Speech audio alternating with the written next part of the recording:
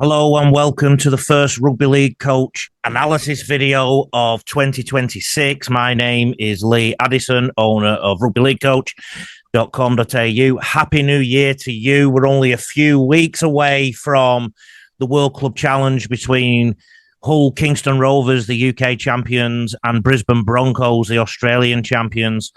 And you'll also get to see Hull Kingston Rovers at Las Vegas too, which is a matter of weeks away, quite frankly.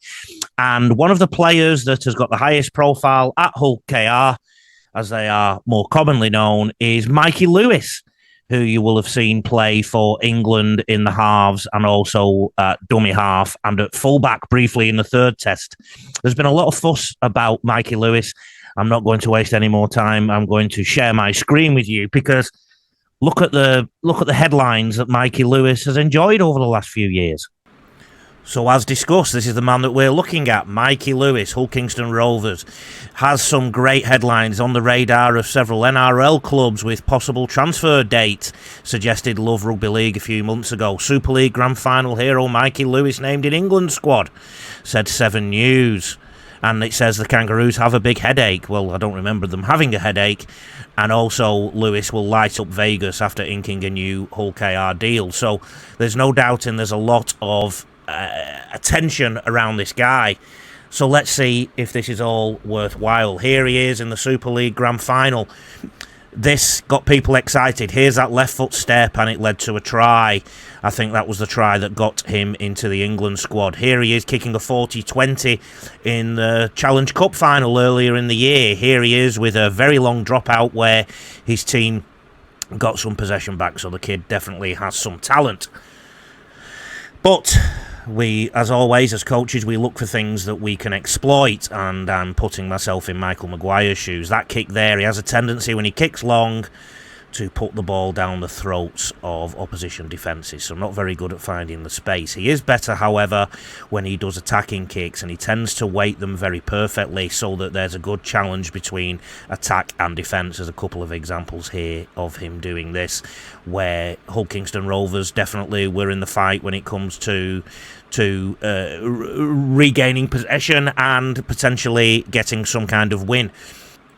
Please, if you haven't already, consider having a look at my book, Rugby League Coach, 13 Game-Changing Conversations to Transform Your Coaching. Words from James Tedesco, Ronaldo Mulatalo, Matthew Elliott, Noel Crusher Cleal, and others in that book, including all the coaching tips I hope you will need for your 2026 season. We're now looking at Mikey defending. He's the last defender on the left as I have paused this screen. He is number 6. You will see his legs are actually quite far apart when he's defending, and the problem with that is you can't change direction at short notice if you're in some kind of stance like that. And here he gets exploited a little bit because he turned in, then he has to turn back out. You may remember in a previous analysis video I showed you an example of the Hull KR right centre doing it really well. Mikey Lewis was all at sea there and actually ended up going behind his defensive line. Warrington seemed to target this area a little bit in the Challenge Cup final. Here you will see again, his legs are open, he's sat in the seat as we say it, and therefore he gets delayed when he has to change direction and has to keep going on the slide, and he's actually late to the tackle. So he's somebody like Reece Walsh or the 6 and 7 for Brisbane Broncos can really target in defence and hold him up a little bit. He's a very willing defender, like I said. He will chase things down. And the flip side of that, though, is that you can drag him out of the defensive line. Here he is going a little bit low in his tackles. He has a tendency to go either really high or really low. Here he is going low again, but that was probably a textbook tackle, and he killed the ruck really well on the back of that. That is rare rather than common, though, in the big games. Here he goes higher. Like I said, a very willing defender. No dramas, but tends to move very quickly off the marker area. Here he backs away and goes really low. So I'm going to show that to you again. If you look at this defensive line, he's already a little bit behind it. All he needed to do was stay in that line. Instead, what he did, he backed away, and this gave the opposition number 6 the chance to target him in the defensive line. He ended up pulling off a really low tackle and was unable to completely get the ruck controlled on the back of it. So this is what Mikey Lewis can be capable of in defence. Here he is turning in again, probably a little bit too early, a little bit too enthusiastic, and then he went too high and got knocked on his backside. So you will tend to find this with with Mikey Lewis. Now, do you notice how the Hull KR markers aren't square? It happens so much in Super League. Okay, so don't be surprised if it's an English referee if this happens in the World Club Challenge. Mikey Lewis is in the defensive line, his legs are nice and wide there, and he ends up planting, and luckily for him, the tackle comes to him, but did you notice how much go forward the opposition forward got? Here he is defending for England in the first test. Again, coming out of the line, didn't really need to. The ball went outside him. You may remember Australia had a bit of joy on the right side of the field early in this game. There he is missing a tackle. Here he is later in the game, getting it wrong again, going too low and coming in. So certainly something Australian attackers in the Brisbane Broncos side can exploit. Here he is out of the defensive line, and he's isolated himself in defence, so a lead runner ties him up and the ball goes outside him. One of the highlights of the Rugby League Coach offerings of the Coach Mentor programme, this is our blue chip programme if you like, please have a look at rugbyleaguecoach.com.au/Coach Mentor.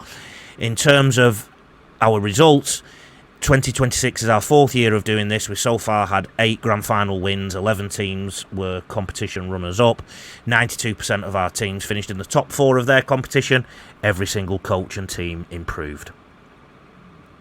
Let's have a look at some of Mikey Lewis's attacks. So coming out from his own exit, just setting up, he will literally just catch and pass, or he will turn the ball inside, far away from the defensive line.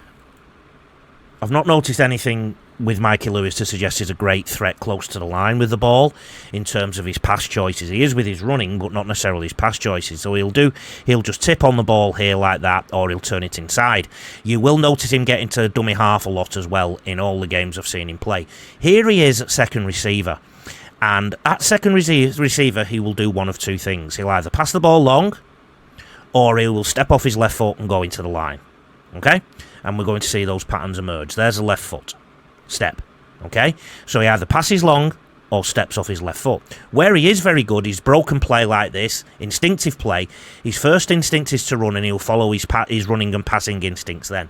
When he has time to think, I think he doesn't come up with many options, because when he's at second receiver, he's got nobody coming inside him. His outside options aren't fantastically shaped up. He laboured on the ball for a little bit and just ends up passing the most simple pass that achieves very little and is easily defended by the Warrington Wolves. So I think Brisbane can really deal with him in this regard, but this is where he's dangerous, when it's instinctive, when it's fast, and he just puts in a little short kick to try and get an attacking opportunity. So when he's at second receiver, we can predict what he's going to do. He's going to run at the line, or he's going to pass long. In broken play like this, when the play is fast, this is where he gets better and he looks more dangerous. I think his first instinct is to run. Here's another instinctive play where the defence isn't necessarily in his face, and the team got good go forward on the back of Mikey Lewis's interventions there. Here he goes down the short side. So we do have a talented player, but I do think that he can be very easily controlled by the Brisbane Broncos. When he's setting up a set, i.e. if he's first receiver and he's part of a set construction, he has a default where he likes to just turn the ball back inside for no clear apparent reason. So here you will see, just turns it back inside, doesn't really do much of the defence. That's a default setting for him. Halves tend to have tendencies and blind spots, and I do think that Mikey Lewis needs to get some more variety around him, because here his options run out on the outside, he just steps on the inside, and this is why I think Brisbane can really control him. That said, when the play is loose, when the opposition are going backwards, when they're retreating, I think he's brilliant and makes the right decision. Here again, I think he did well to get some go forward there. He's organising the next play on the back of that. When he gets time to think, he ends up just running the football or taking the simplest option. Here he comes in at third receiver, steps back in. So Brisbane can really control what he does in that regard. After watching that with me, I'm sure you agree with me that Lewis predominantly has a left foot step. In fact, that's his only significant step, if you ask me. So when he is second receiver on a line shot, if you like, he is likely to pass the ball long, or run at the line, including that left foot step. So the way to defend against that is, number one, can keep a line. Number two, push from the inside so that his left foot step back into the defensive line isn't necessarily an option. Thirdly, something else you can do is outside where Mikey Lewis is looking, so the right centre, for example, because he tends to play on the left, that defender can jam in, or they can umbrella that defence and Mikey Lewis will then step in. So Brisbane can, I think, possibly deal with Mikey Lewis quite easily in that circumstance when he's second receiver. If he's involved in the setup of a set, he tends to do an inside pass, so that's quite readable, and Brisbane will be able to defend that on the inside. That said, all I've said about his attacking weaknesses, or his tendencies, if you like, his first instinct is to run. And I think he's more dangerous in broken play. So when the play is fluid, when the defense is moving backwards, when he runs at the line, he makes good decisions when he's backing his instincts. When he has to think, when he has to plan, I don't think he's as good. And that's where Brisbane Broncos have to be very wary, particularly on the last tackle. If he gets caught with the ball a couple of times, he just dummied and went through the defensive line. Defensively, he's a very, very willing defender. That said, though, I think sometimes he overcommits to things. He'll go either too high or too low in the tackles, goes too high, sometimes gets bumped off, goes too low, quick play the ball on the back of that. And the other thing you noticed in the clip is how he sometimes overslides. He slides past the ball, or he comes out of the line too quickly. That said, there's so much energy about him. He's a very willing character, and it's certainly somebody Brisbane Broncos have to be careful of. The next few weeks, you're going to see a little bit of Reece Walsh, and you're also going to see Jez Litton and Pat Carrigan as well in the analysis videos. Take care. Have a look at rugbyleaguecoach.com.au/coach mentor.